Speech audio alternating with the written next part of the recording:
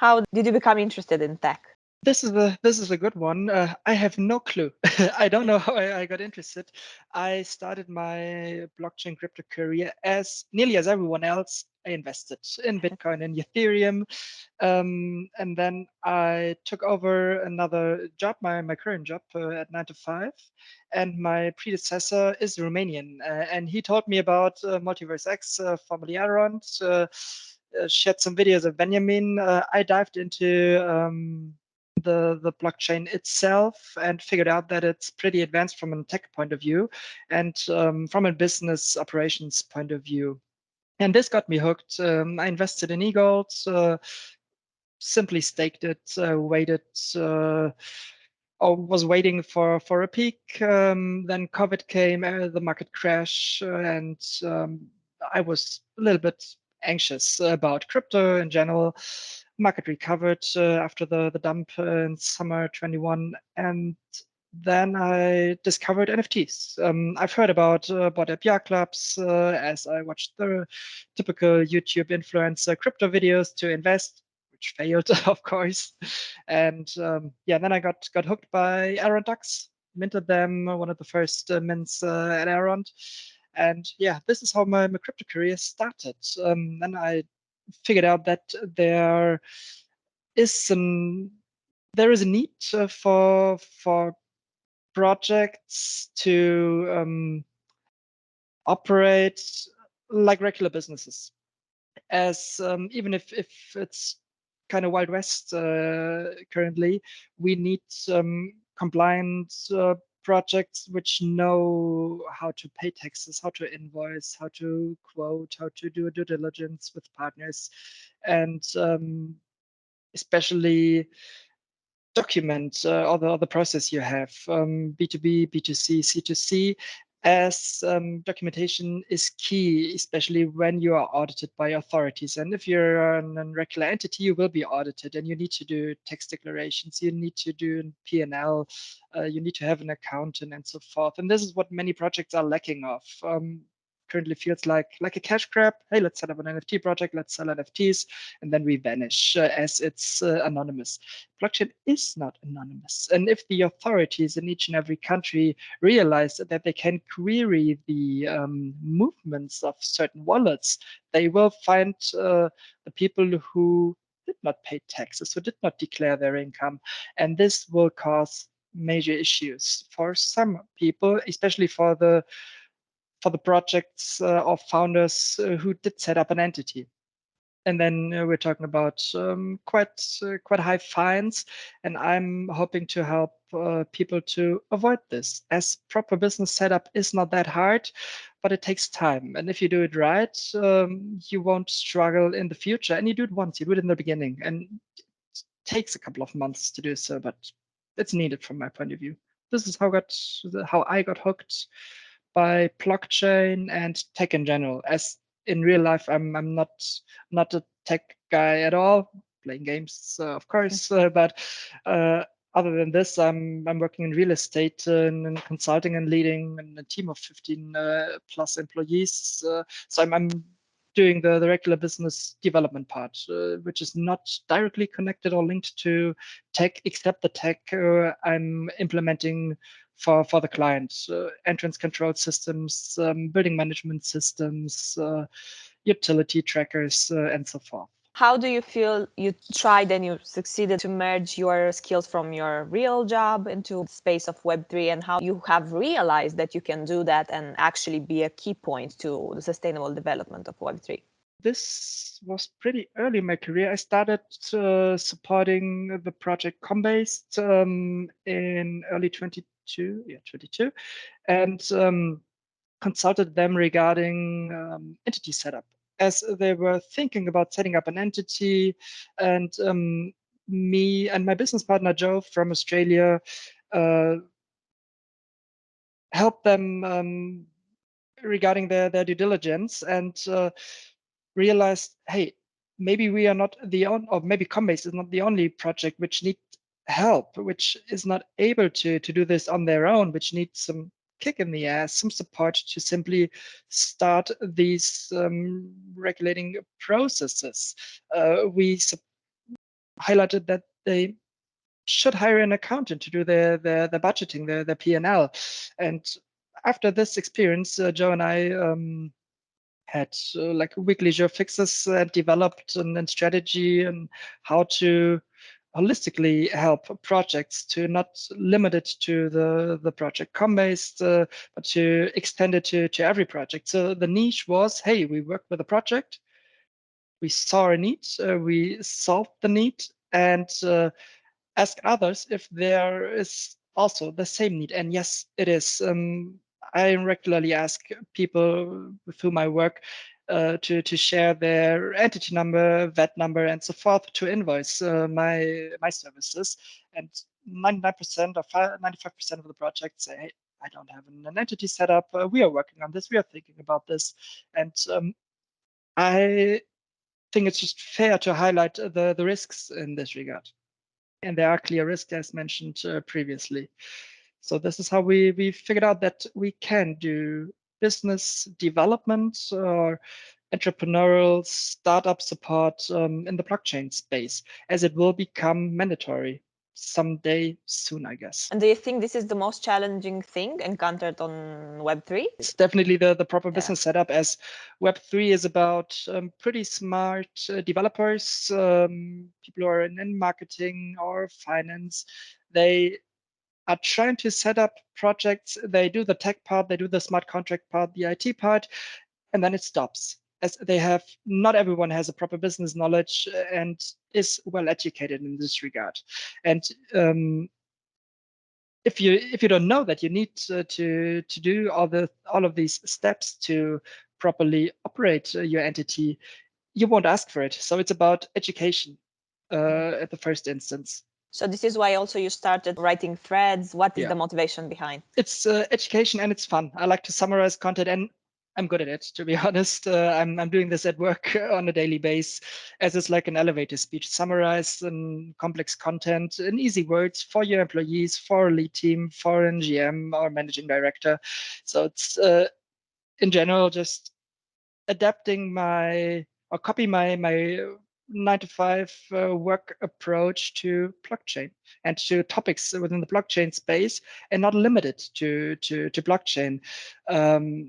As I think health is also a very, very important topic. I'm a mental health first aider, well aware of mental health issues, nutrition issues, as my wife copes with PTSD severely. So I'm well informed in this regard. And I think we can help people by talking about these kind of issues and give them small tips and tricks to reduce stress in their life, either via not nutrition or via exercises, breathing exercises, which really help people. Nearly no one knows this, but it helps.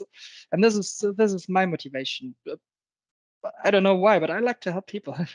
You've seen an improvement in the space by doing these threads. Did you have people showing up to you and saying, it helped me, I applied it, and so on? Yes, they slip into my DMs and various Discord chats, as I actively approach people. If I see, hey, we have an issue, you are struggling, you're lashing out, and I don't see a reason, I ask the guys, hey, what's wrong? What are you coping with? Do you need help? Do you want to talk? Or telling my story publicly in chats for people to see, hey, there are people who speak up, and sometimes it's just about finding the balls to speak up, to be present, to be live, to talk about the things you usually want to hide, as it's still some kind of anonymous. We are just profile pictures with Discord Twitter handles. We don't know the human behind it. And with this anonymity, it might be easier for some to speak up. They need a little push, and then they tell their story, and then they will feel relieved. And this is the overall goal: help them to smile if they feel bad or sad. What should we do more to improve this connection between each other? I would vote for a face-to-face. We must meet. We must meet, have some beer, wine, water, Coca-Cola, whatever, a fancy dinner, or a barbecue somewhere at the beach.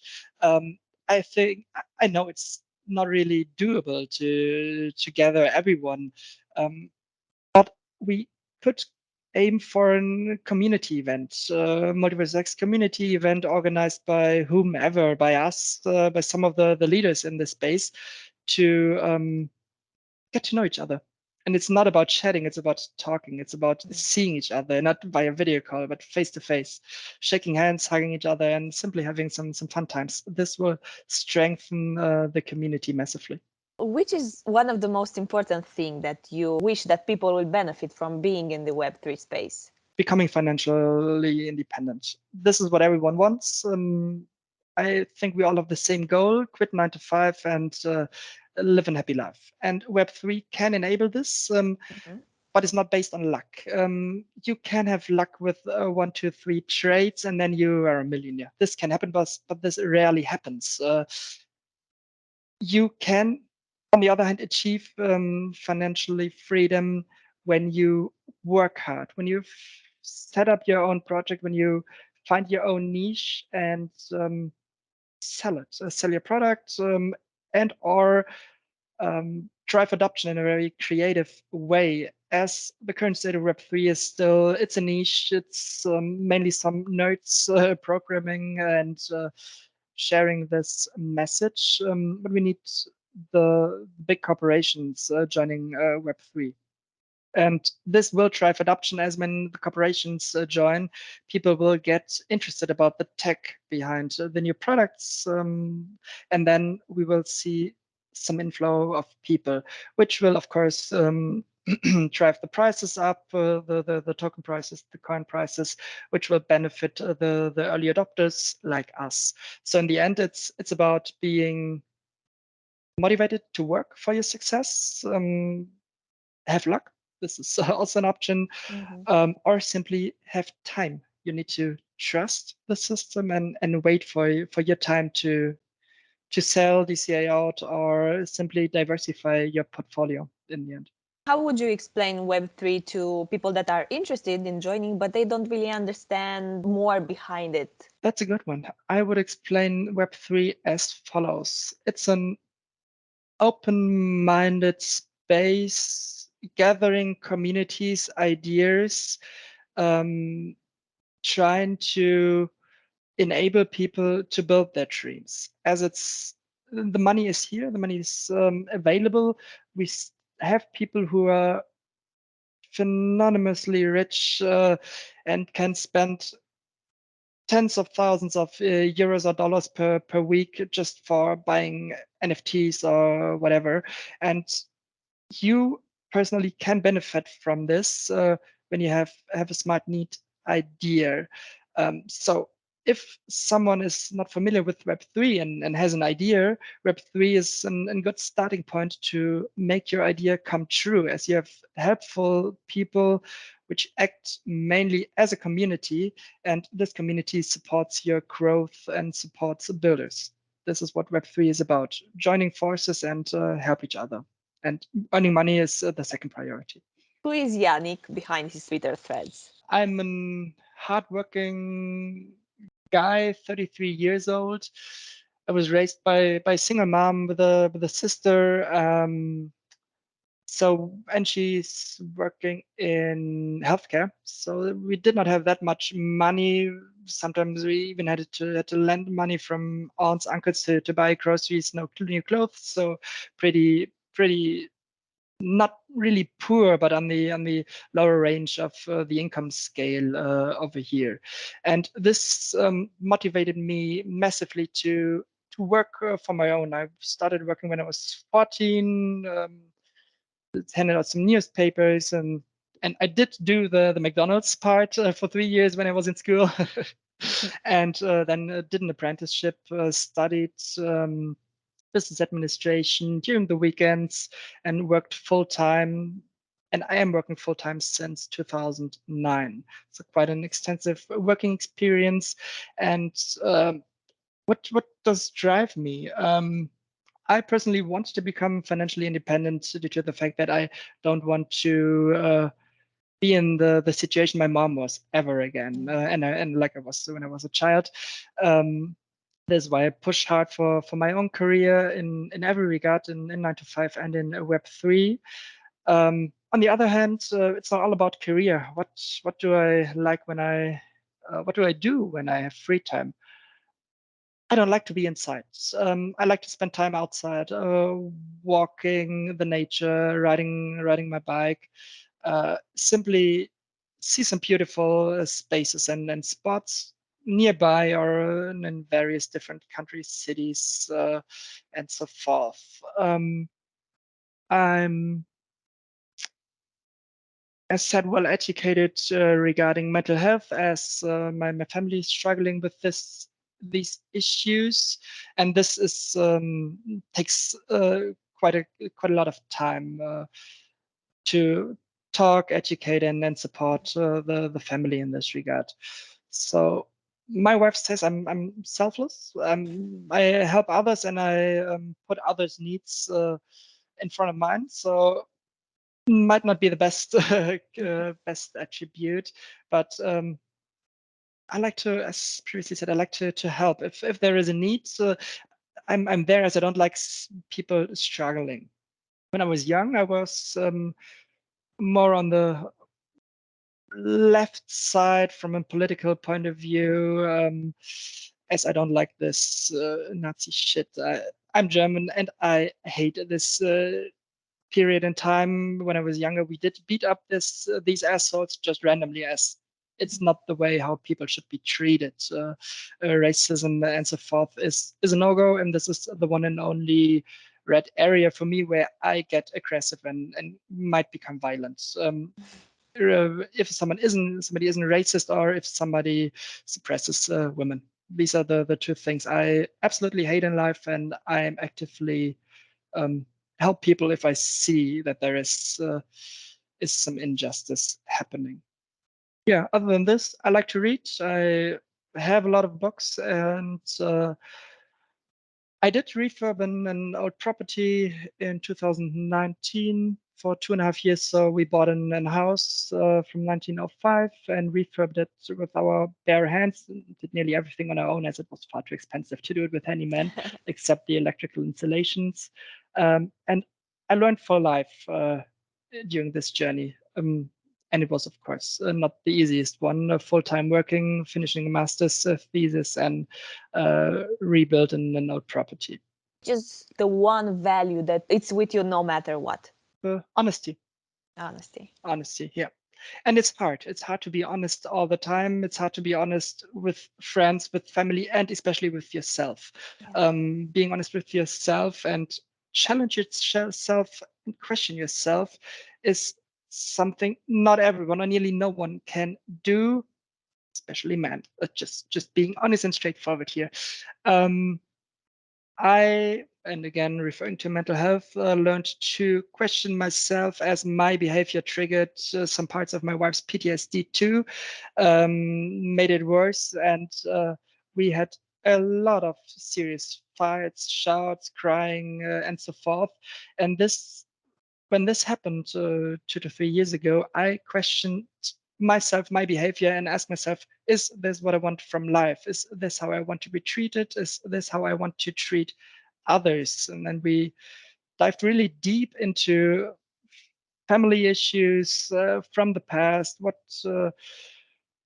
happened with me, with my family, my sister, my mom, and so forth. And during this pretty intense process, I realized that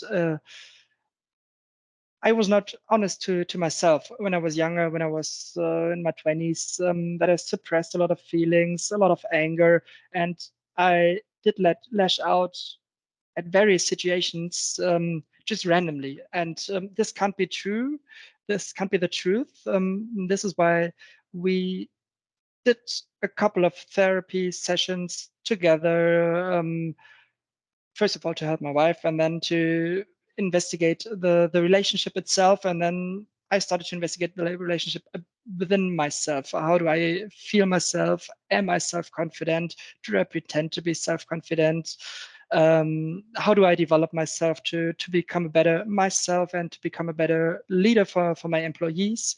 And this was one of the most interesting journeys I had so far. And this led to my answer, as being honest with yourself is crucial to grow in every regard.